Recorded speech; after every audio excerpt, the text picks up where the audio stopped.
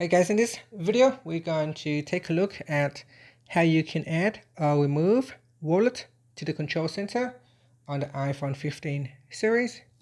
First, let's go back to your home screen by swiping up at the bottom of the screen. Now from the home screen, tap on Settings. Then in the Settings page, scroll down. Then in here, tap on Control Center.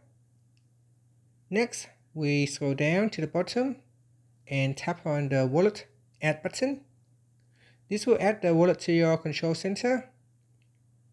Next, to open up your wallet from the control center, you can swipe down at the top, then tap on the wallet shortcut. This will allow you to quickly access your wallet, and then you can make payments, add or remove cards, and so on. And that's it. To remove wallet from the control center, simply go to your included controls section and tap on the remove button. Then tap on remove to remove wallet from the control center. And that's it. Finally, you can swipe up to go back to the home screen. Thank you for watching this video. Please like and subscribe to my channel for more videos.